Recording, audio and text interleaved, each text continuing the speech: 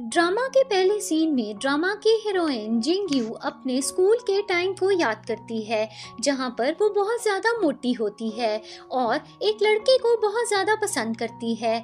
फिर हम present scene में वापस आते हैं और जिंगयू अपनी बेटी को लेकर डॉक्टर के पास आती है।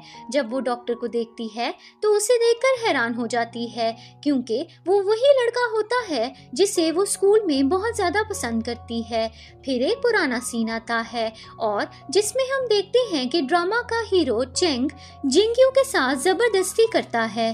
फिर हम प्रेजेंट सीन में वापस आते हैं और जिंगयू मास्क पहनकर चेंग से मिलती है और चेंग जिंगयू को कहता है कि तुम्हारी बेटी को हार्ट डिजीज है और इसका बहुत ही जल्द ट्रीटमेंट करना पड़ेगा और सर्जरी के लिए तुम्हें बहुत सारे पैसों की भी जरूरत है।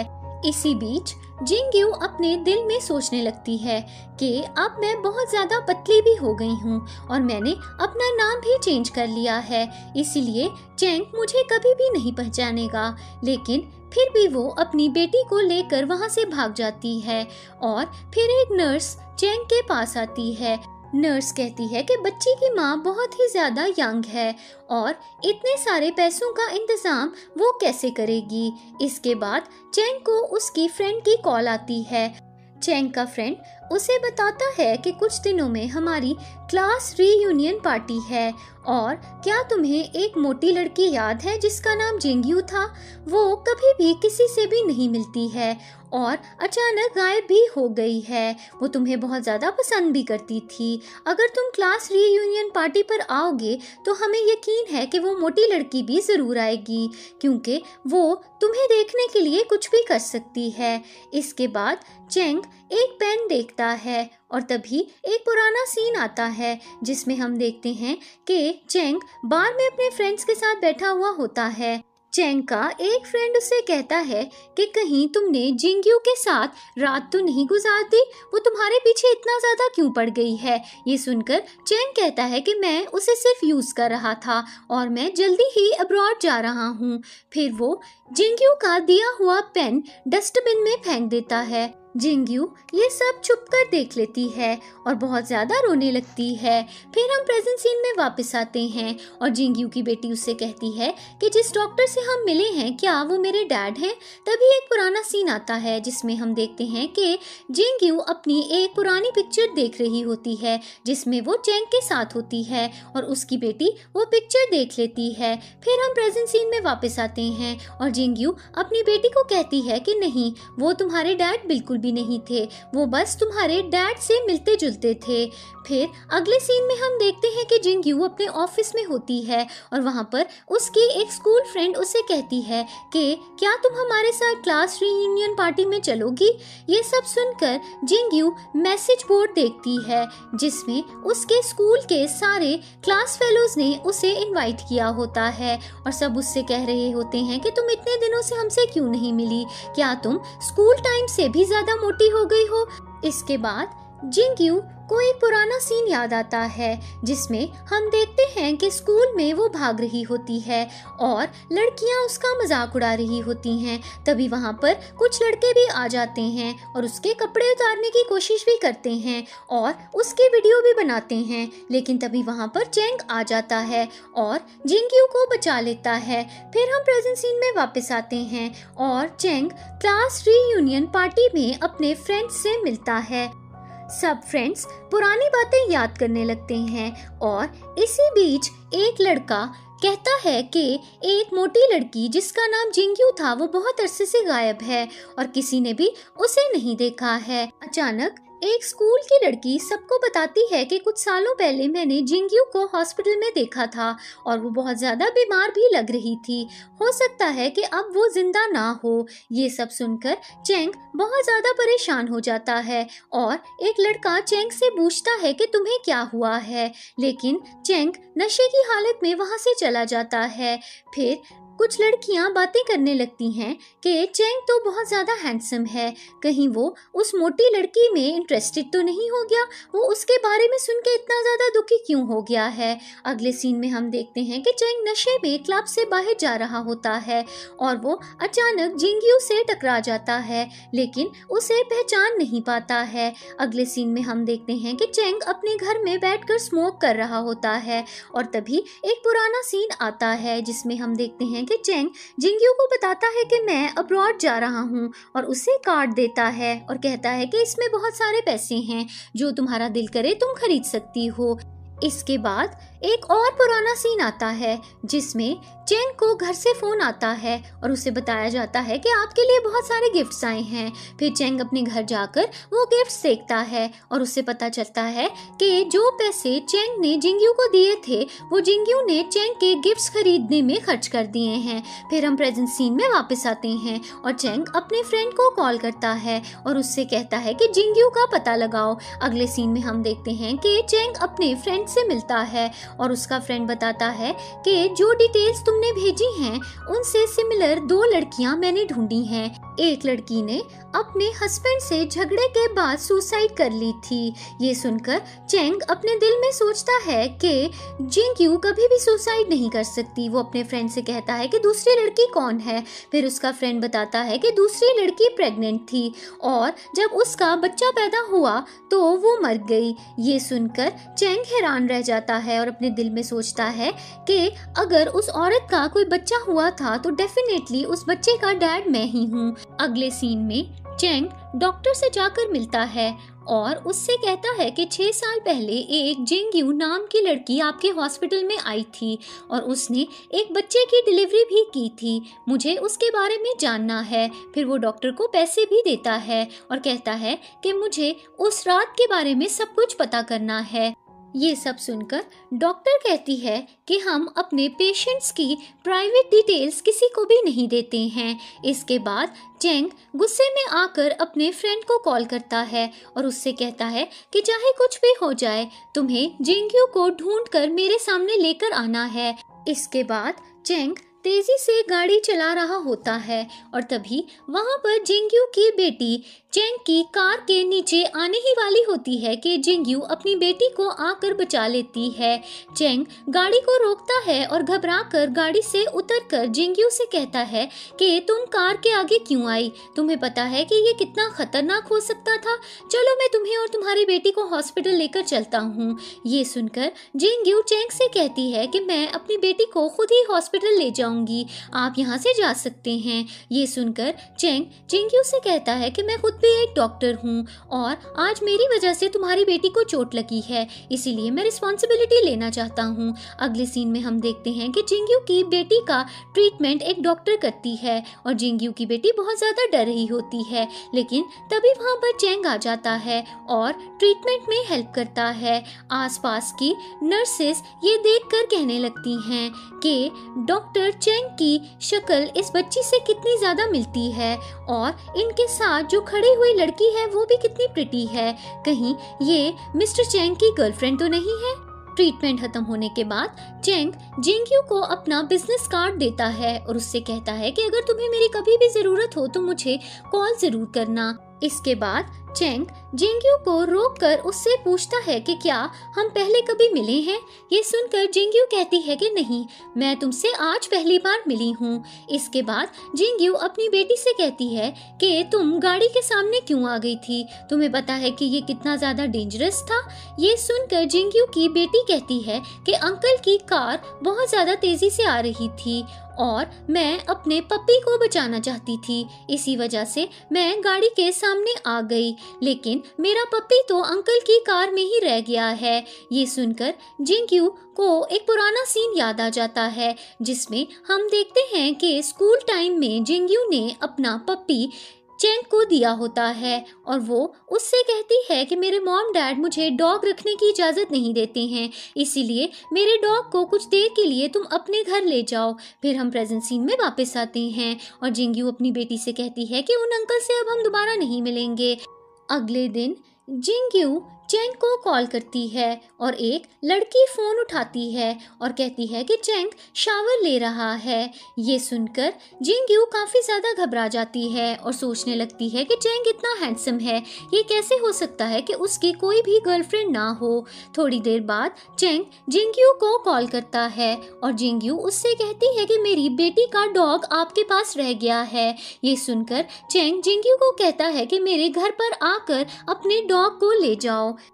इसके बाद चेंग की सिस्टर सिमी उससे कहती है कि क्या ये डॉग उसी मोटी लड़की का है जिसके साथ स्कूल में तुम्हारा अफेयर चल रहा था। ये सुनकर चेंग अपनी सिस्टर से कहता है कि तुम अपने काम से काम रखो। फिर उसकी सिस्टर कहती है कि मैंने तुम्हें इतने सालों में इतनी लड़कियों से मिलवाया है, लेकिन तुम एक भी लड़की से क्यों नहीं मिलते। चेंग गुस्से में आकर अपनी सिस्टर को वहां से जाने के लिए कहता है। अगले सीन में जिंगयू चेंग के घर आती है और चेंग उसे कहता है कि अपने डॉग को लेने के लिए मेरे घर के अंदर आ जाओ। फिर जिंगयू चेंग के घर वही डॉग को देखती है जो उसने उसे स्कूल के टाइम पर दिया होता है और अपने पुराने डॉग को प्यार भी करती है। फिर चेंग जिंगयू को उसका पपी दे देता है। चेंग जिंगयू को डॉग फूड भी गिफ्ट कर देता है और जिंगयू उससे कहती है कि इसके कितने पैसे हो जाएंगे, मैं तुम्हें वापस कर देती हूँ। चेंग जिंगयू से कहता है कि अपना फेसबुक आईडी दो, मुझे तुम्हें ऐड करना होगा, लेकिन इसके बदले में जिंगयू चेंग को पैसे देती है और वहाँ से चली जाती है। चेंग को तभी एक पुराना सीन याद आता है जिसमें हम देखते हैं कि चेंग और जिंगयू दोनों एक होटल रूम बुक कर रहे होते हैं और जिंगयू चेंग से कहती है कि हम इस रूम के आधे आधे पैसे देंगे। फिर हम प्रेजेंट सीन में वापस आते हैं और चेंग अपने दिल में सोचता है कि ये लड़की जिंगयू से इतना ज़्यादा मिलती जुलती क्यों है। फिर चेंग जिंगयू के पीछे जाता है और उससे पूछता है कि क्या मैं तुमसे पहले मिला हूँ। जिंगयू इनकार कर देती है और कहती है कि मैं तुमसे आज पहली बार मिली हूँ और वहाँ से चली जाती है। इसके बाद जिंगयू को डॉक्टर की कॉल आती है। डॉक्टर जिंगयू को बताती है कि आज मेरे क्लिनिक में चेंग आया था और वो तुम्हारे और तुम्हारी बच्ची के बारे में मुझसे पूछ रहा था, लेकिन मैंने उसे कुछ भी नहीं बताया। जिंगयू ये सुनकर कुछ परेशान हो जाती है और फिर उसे एक पुराना सीन याद आता है जिसमें हम देखते हैं कि जिंगयू क्लासरूम में चेंग की सिस्टर सिमी से पैसे मांगती है और उससे कहती है कि तुमने कुछ देर पहले मुझसे पैसे लिए थे, लेकिन अभी तक मुझे वापस नहीं किए हैं। सिमी जिंगयू से कहती है कि तुम झूठ बोल रही हो, मैंने तुमसे कोई भी पैसे नहीं लिए हैं। फिर वो अपनी ज्वेलरी अपनी फ्रेंड्स को दिखाती है और जिंगयू कहती है कि ये तुमने मेरे पैसों से खरीदी है, लेकिन सिमी उसकी बात नहीं मानती और कहती है कि तुम झूठ बोल रही हो। जिंगयू सिमी से कहती है कि मैं पुलिस को बुला लूंगी, लेकिन तभी वहाँ पर टीचर भी आ जाती है और वो भी सिमी की साइड लेने लगती है और जिंगयू को डांट देती है। जिंगयू नाराज होकर क्लास से बाहर चली जाती है और चेंग जिंगयू के पीछे पीछे जाता है और उससे रिक्वेस्ट करता है कि सिमी की शिकायत मत करो और पुलिस को कुछ मत बताओ, मेरी मॉम की अभी अभी सर्जरी हुई है और वो ये बात बर्दाश्त नहीं कर पाएंगी कि सिमी ने किसी स्टूडेंट से पैसे लिए हैं, इसीलिए मैं चाहता हूँ कि तुम उसे माफ कर दो। ये सुनकर जिंगयू चेंग से कहती है कि अगर तुम चाहते हो कि मैं तुम्हारी बहन की शिकायत किसी से ना करूं तो तुम्हें मेरा बॉयफ्रेंड बनकर रहना पड़ेगा। चेंग जिंगयू की बात मान जाता है। इसके बाद जिंगयू को एक और सीन याद आता है जिसमें हम देखते हैं कि चेंग जिंगयू के करीब आने की कोशिश करता है और जिंगयू उसे मना करती है, लेकिन चेंग कहता है कि हम दोनों बॉयफ्रेंड और गर्लफ्रेंड हैं, हम दोनों के बीच में ये सब हो सकता है। फिर हम प्रेजेंट सीन में वापस आते हैं और जिंगयू अपने दिल में सोचती है कि चेंग ने मुझे 3 साल डेट किया, लेकिन उसने कभी भी हमारे रिलेशनशिप के बारे में किसी को भी नहीं बताया और बात भी सही है, वो मुझ जैसी मोटी लड़की के बारे में दूसरों को क्यों बताएगा। फिर वो अपनी बेटी को देखती है और कहती है कि मेरी बेटी ही मेरे लिए सबसे बड़ा गिफ्ट है। फिर वो सोचती है कि मेरे ट्विंस होने वाले थे, लेकिन मेरा बेटा पैदा होने से पहले ही मर गया। शायद गॉड ने मुझे पनिश किया था क्योंकि मैंने चेंग को अपना बॉयफ्रेंड बनने के लिए मजबूर किया था। दूसरी तरफ चेंग जिंगक्यू के बारे में सोच रहा होता है और तभी जिंगक्यू की बेटी की कॉल आती है और वो चेंग को बताती है कि मेरी ग्रैंड मदर बेहोश हो गई हैं, प्लीज़ उन्हें देखने के लिए आ जाइए। अगले सीन में हम देखते हैं कि चेंग जिंगक्यू के घर जाता है और जिंगक्यू की ग्रैंड मदर का ट्रीटमेंट करता है। तभी वहाँ पर जिंगक्यू आती है। फिर चेंग जिंगक्यू की ब्लड प्रेशर मशीन निकालने में मदद करता है। उसके बाद वो जिंगक्यू की ग्रैंड मदर का ट्रीटमेंट करता है और उन्हें समझाता है कि आपको अपना ख्याल रखना चाहिए और अगर आप हेल्दी फूड खाएंगी तो आपको कोई भी बीमारी नहीं होगी। उसके बाद चेंग जिंगक्यू से कहता है कि अपनी ग्रैंड मदर को हॉस्पिटल लेकर आना, मैं उनका फर्दर ट्रीटमेंट करूँगा। इसके बाद जिंगक्यू चेंग को घर से बाहर छोड़ने के लिए जाती है और चेंग से कहती है कि मेरी डॉटर ने तुम्हें बहुत डिस्टर्ब किया, आगे से तुम्हें हमारे घर आने की कोई भी ज़रूरत नहीं है।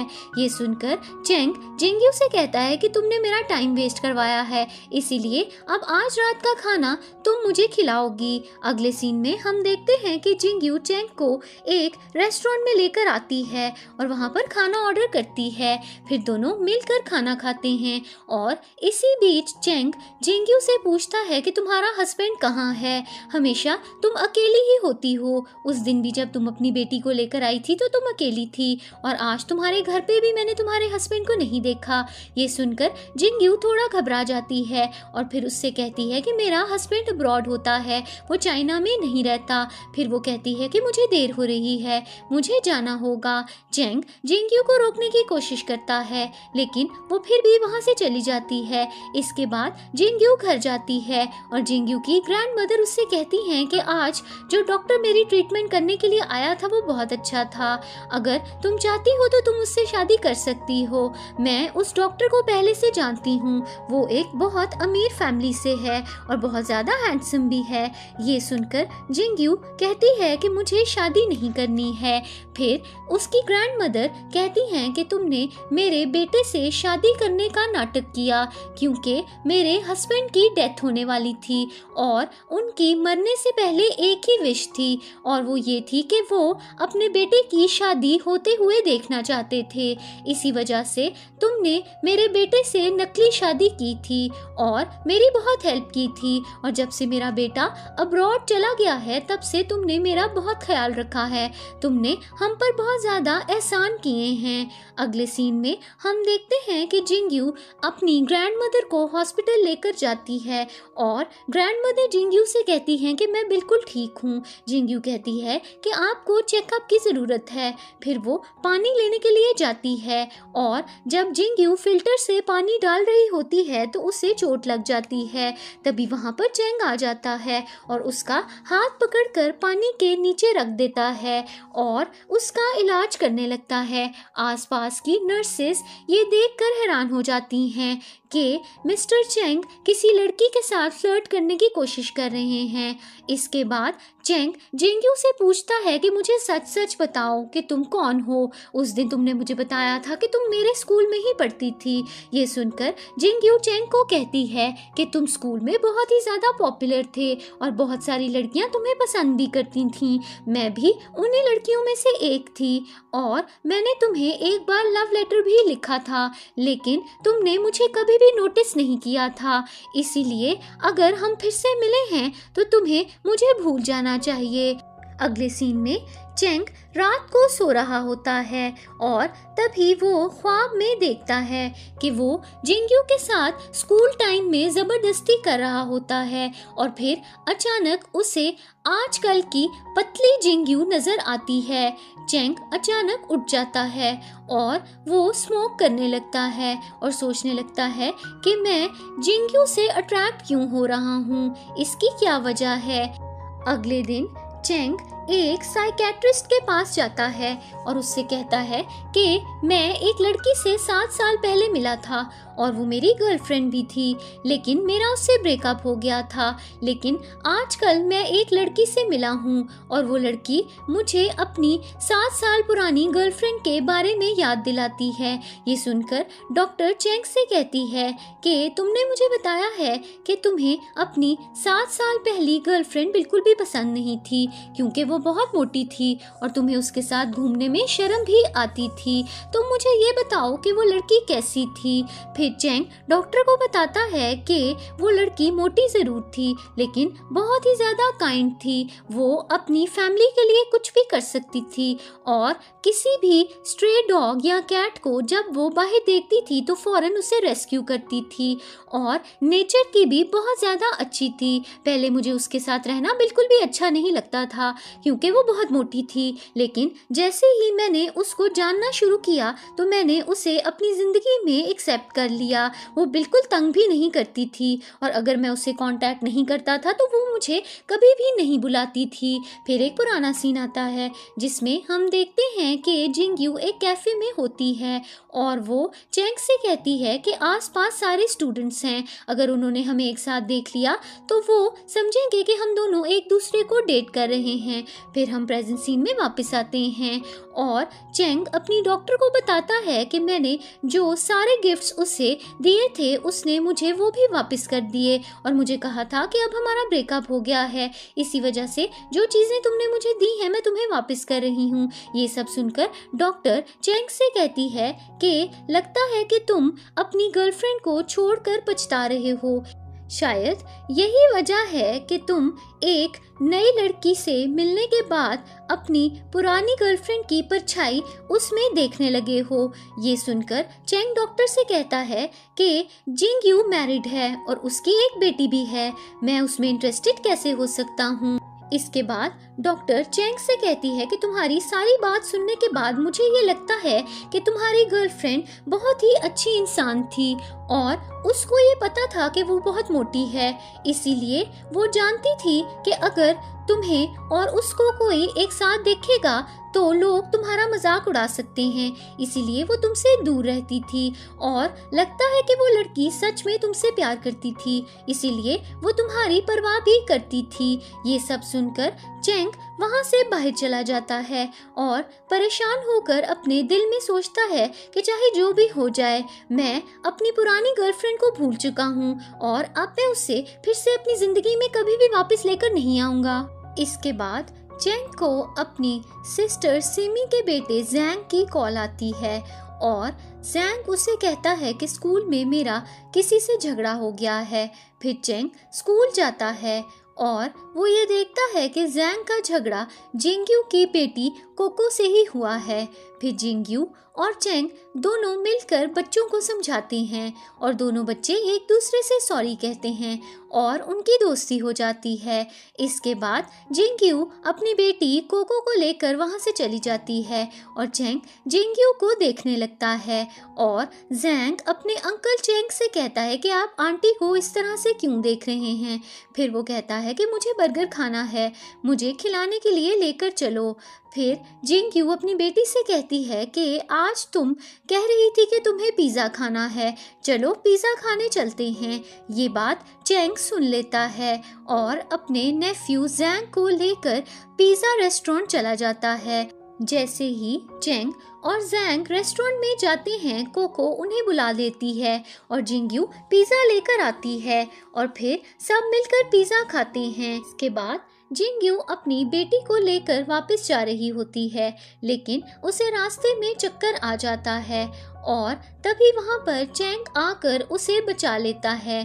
फिर चैंग जिंगयू को गोद में उठा लेता है और अपनी कार में बिठा देता है। जिंगयू चैंग से कहती है कि मेरा ब्लड शुगर थोड़ा लो हो गया था, मैं बिल्कुल ठीक हूँ, मैं घर जा सकती हूँ। मगर चैंग जिंगयू से कहता है कि मैं तुम्हें घर पर छोड़ देता हूँ। इसके बाद जैंग जिंगयू से उसका फेसबुक आईडी मांगता है और उसे कहता है कि आप बहुत ही ज़्यादा ब्यूटीफुल हैं। अगले सीन में हम देखते हैं कि जैंग चैंग से कहता है कि मुझे आंटी जिंगयू बहुत ज़्यादा पसंद हैं। ये सुनकर चैंग अपने नेफ्यू से कहता है कि तुम बहुत छोटे हो और उनकी बेटी तुम्हारे एज की है, तुम उन्हें पसंद कैसे कर सकते हो। ये सुनकर जैंग चैंग से कहता है कि उन्होंने मुझे बोला है कि मैं बहुत ज़्यादा क्यूट हूँ, इसीलिए मुझे लगता है कि आंटी के साथ मेरा कोई ना कोई चांस बन सकता है। ये सब सुनकर चैंग जैंग से भी जेलस हो जाता है।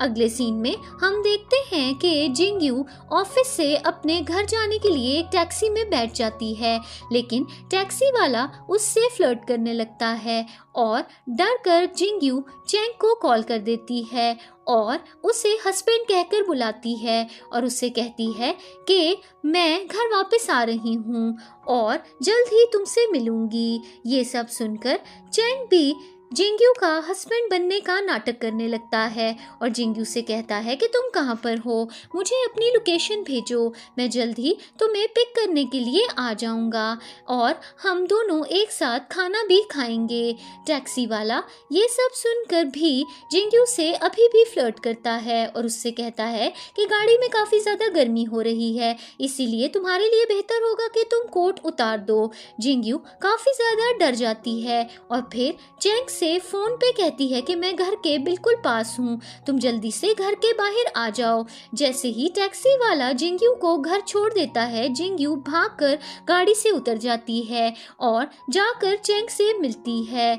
चैंग जिंगयू को तसल्ली देता है और फिर उससे पूछता है कि क्या तुम्हारे और तुम्हारे हस्बैंड के बीच में अच्छे ताल्लुकात नहीं हैं। ये सुनकर जिंगयू चैंग से कहती है कि नहीं, ऐसा बिल्कुल भी नहीं है। ये सुनकर चैंग जिंगयू से कहता है कि अगर तुम्हारा उससे रिलेशन अच्छा है तो तुमने मुझे आज कॉल क्यों की। ये सुनकर जिंगयू चैंग से कहती है कि मेरा हस्बैंड अब्रॉड रहता है, इसी वजह से मैंने तुम्हें कॉल की। फिर चैंग जिंगयू से कहता है कि तुम्हारे हस्बैंड की सैलरी भी अच्छी होगी, तो फिर तुम ओवर टाइम काम क्यों करती हो और इतने रिमोट एरिया में किसी फैक्ट्री में काम करने की क्या जरूरत है। ये सुनकर जिंगयू काफी ज्यादा गुस्से में आती है और चैंग से कहती है कि तुम्हारा इससे कोई भी लेना देना नहीं है और ये कहकर वो वहां से चली जाती है। इसके बाद चैंग अपने असिस्टेंट को कॉल करता है। चैंग अपने असिस्टेंट से कहता है कि मैं तुम्हें एक टैक्सी का नंबर भेज रहा हूँ और तुम्हें उस ड्राइवर का पता लगाना है और उसको पनिशमेंट दिलवानी है क्योंकि वो लड़कियों को तंग करता है। अगले सीन में हम देखते हैं कि जिंगयू अपने घर जाती है और कोको उसे बताती है कि जैंग की बर्थडे पार्टी है और उसने मुझे बुलाया है। जिंगयू कोको से कहती है कि हम ज़रूर जाएंगे। अगले दिन जिंगयू कोको को लेकर जैंग की बर्थडे पार्टी पर जाती है और वहां पर जैंग और चैंग दोनों आ जाते हैं और जैंग जिंगयू को बताता है कि मेरे पेरेंट्स बिजी हैं, इसीलिए वो मेरी बर्थडे पार्टी पे नहीं आ सके, इसीलिए मैं अपने अंकल को ले आया हूँ। फिर वो कोको से कहता है कि मेरी ग्रैंड मदर ने घर पर बहुत अच्छा खाना बनाया है, इसीलिए तुम मेरे साथ मेरी पार्टी के बाद घर भी चलना। इसके बाद जिंगयू की बेटी कोको चैंग और जिंगयू की एक साथ पिक्चर भी खींचती है और थोड़ी देर बाद जिंगयू घबरा जाती है और वहां से चली जाती है और चैंग उसे देखता ही रह जाता है। अगले सीन में हम देखते हैं कि चैंग जैंग के साथ आइसक्रीम खरीदने जाता है। जैंग आइसक्रीम बेचने वाली औरत को बताता है कि कोको और उसकी मॉम को पीनट्स से एलर्जी है। ये सुनकर चैंग को याद आ जाता है कि उसकी गर्लफ्रेंड को भी पीनट से एलर्जी थी और वो वहाँ पर जिंगयू को ढूंढने के लिए भागता है। दूसरी तरफ जिंगयू चैंग को वहाँ पर आते हुए देखती है और बहुत ज़्यादा रोने लगती है। अगले सीन में हम देखते हैं कि कोको जैंग के घर जाती है और वहाँ पर चैंग की मॉम कोको से मिलती हैं और उससे प्यार से कहती हैं कि तुम बहुत ही प्यारी बच्ची हो और उसे एक गिफ्ट भी देती हैं। उसके बाद वो अपने दिल में सोचने लगती हैं कि कोको की शक्ल मेरे बेटे चैंग से इतनी ज़्यादा क्यों मिलती है। उसके बाद चैंग की मॉम अपने हस्बैंड से कहती हैं कि इस बच्ची की शक्ल हमारे बेटे चैंग से इतनी ज़्यादा क्यों मिलती है। ये सुनकर चैंग के डैड कहते हैं कि चैंग इतना यंग है और उसका कोई बेटा या बेटी कैसे हो सकते हैं, तुम्हें गलतफहमी हुई है। ये सुनकर चैंग की मॉम कहती हैं कि मैंने बहुत ज़्यादा दुआएं मांगी थी क्योंकि मैं चाहती थी कि चैंग के बच्चे हो जाएं। हो सकता है कि मेरी दुआ कबूल हो गई हो और ये बच्ची चैंग की ही हो। फिर वो सोचने लगती हैं कि मुझे चैंग और इस बच्ची का डीएनए टेस्ट करवाना चाहिए और पता लगाना चाहिए कि इस बच्ची का चैंग से क्या ताल्लुक है।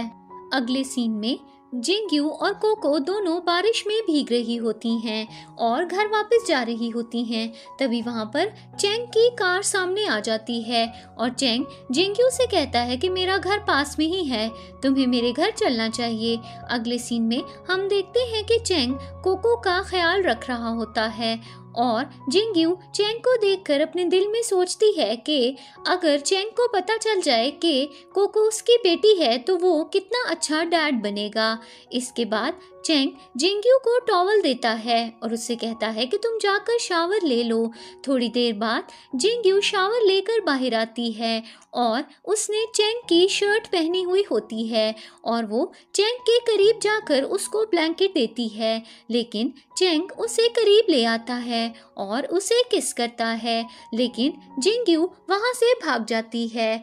अगले दिन कोको चेंग के डॉग को प्यार करती है और उससे पूछती है कि ये डॉग आपने कहाँ से लिया है। चेंग कोको को बताता है कि 7 साल पहले मुझे ये किसी लड़की ने दिया था, ये डॉग मेरा नहीं है। ये सब सुनकर जिंगयू को पुरानी बातें याद आ जाती हैं जब उसने स्कूल के टाइम में चेंग को अपना डॉग दिया था।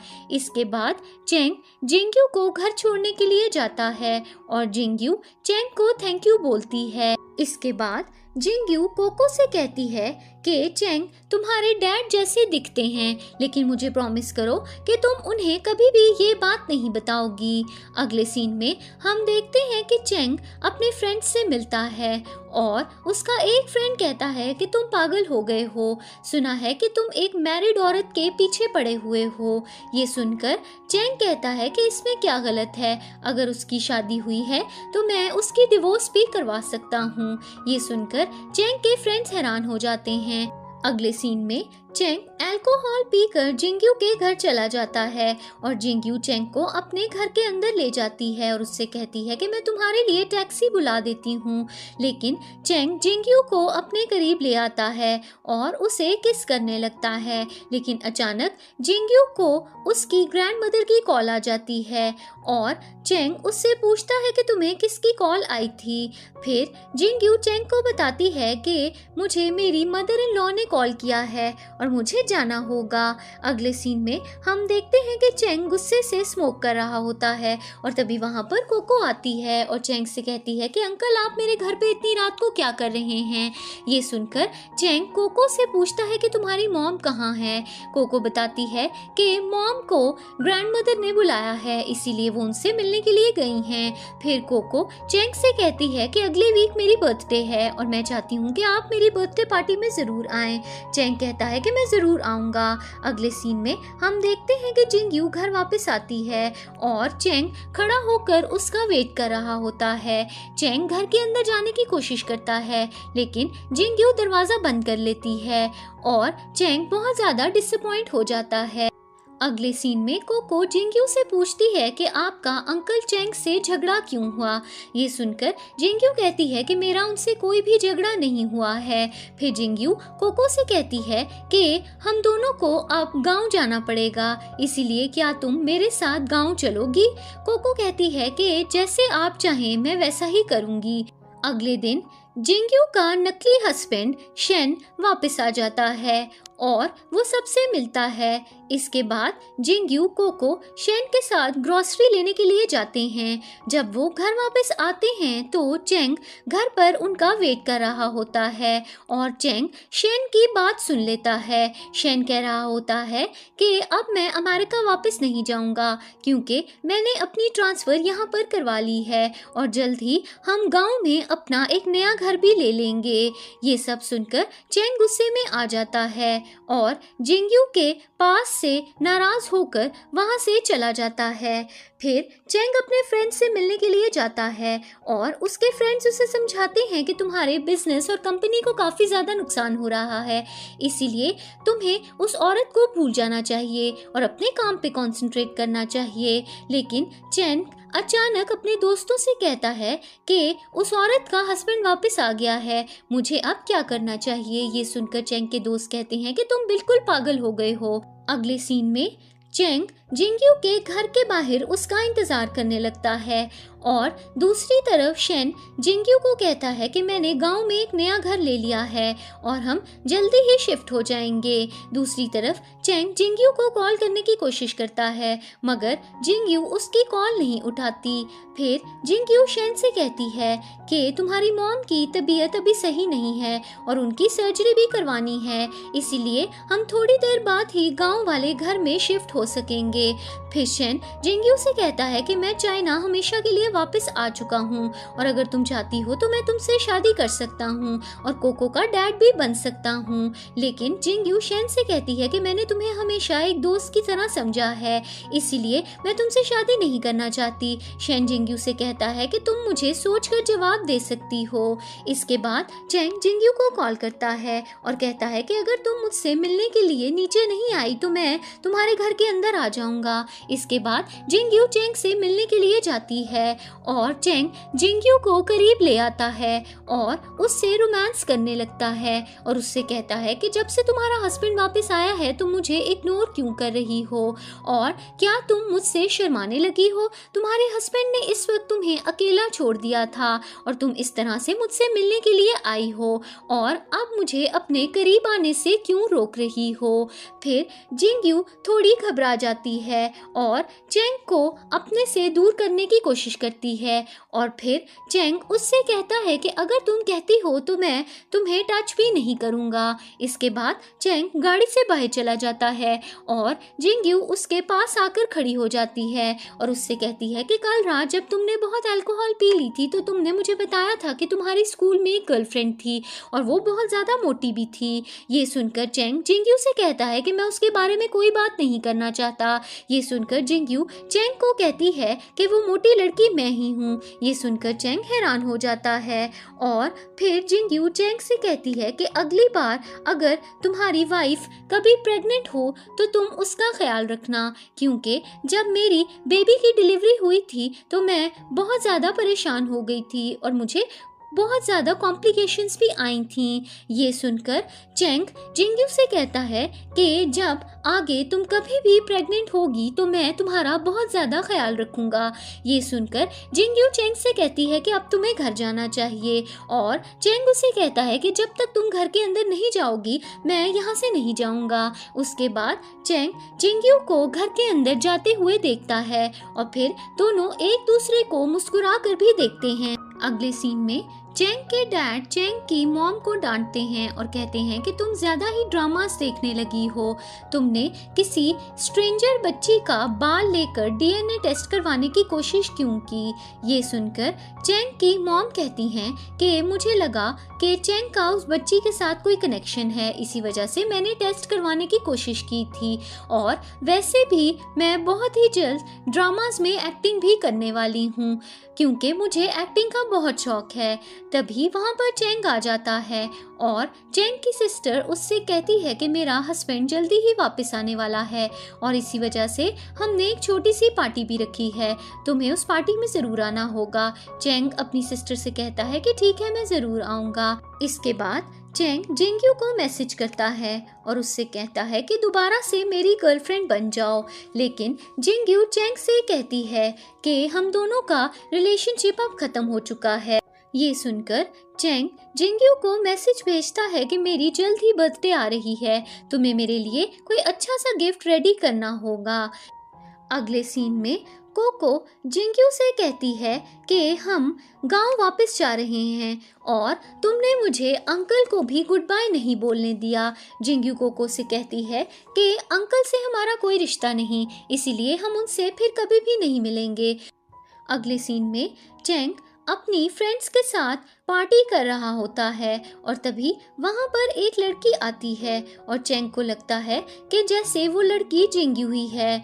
चैंग उस लड़की के पास जाता है और वो लड़की चैंग को बताती है कि तुम वही लड़के हो ना जिसकी स्कूल में एक मोटी गर्लफ्रेंड थी, वो तुमसे बहुत ज़्यादा प्यार करती थी और हमेशा तुम्हारा ही ख्याल करती रहती थी, लेकिन क्या तुम्हें नहीं पता है कि वो लड़की अब बहुत पतली हो गई है और आज वो अपने गांव भी जा रही है। ये सुनकर चैंग घबरा जाता है और फौरन जिंगयू को ढूंढने के लिए भागता है। दूसरी तरफ शेन जिंगयू से कहता है कि सब रेडी हो गया है, अब हम गांव चल सकते हैं। फिर शेन जिंगयू से कहता है कि हमें मिले हुए इतने ज़्यादा साल हो गए हैं, लेकिन फिर भी तुम मुझसे इतना ज़्यादा डिस्टेंस मेंटेन क्यों करती हो? जिंगयू कहती है कि मैं तुम्हारी मॉम की बहुत ज़्यादा थैंकफुल हूँ क्योंकि उन्होंने मेरा हमेशा ख्याल रखा है, लेकिन हम दोनों के बीच में ऐसा ऐसा कुछ भी नहीं हो सकता। दूसरी तरफ चेंग को जिंगयू के साथ गुजारे हुए सारे लम्हे याद आते हैं। दूसरी तरफ जिंगयू कोको को लेकर गांव वापस जा रही होती है। जिंगयू की ग्रैंडमदर उसे कहती हैं कि मैं तुम लोगों को बहुत ज़्यादा मिस करूंगी, और जिंगयू ग्रैंडमदर को कहती है कि आपको अपने बेटे की शादी कर देनी चाहिए। जब आपके घर में बहू और बच्चे आ जाएंगे तो आप खुद ही हमें मिस करना बंद कर देंगी। फिर जिंगयू और कोको कार में बैठकर गांव के लिए निकल जाती हैं, और थोड़ी देर बाद चेंग जिंगयू के घर आता है, और तभी वो वहाँ पर शेन से भी मिलता है और उससे कहता है कि जिंगयू तुम्हारी वाइफ है, वो कहाँ है। ये सुनकर शेन चेंग को सारा सच बता देता है और उससे कहता है कि जिंगयू और मेरी फेक मैरिज थी और हम दोनों के बीच में कोई भी रिश्ता नहीं था।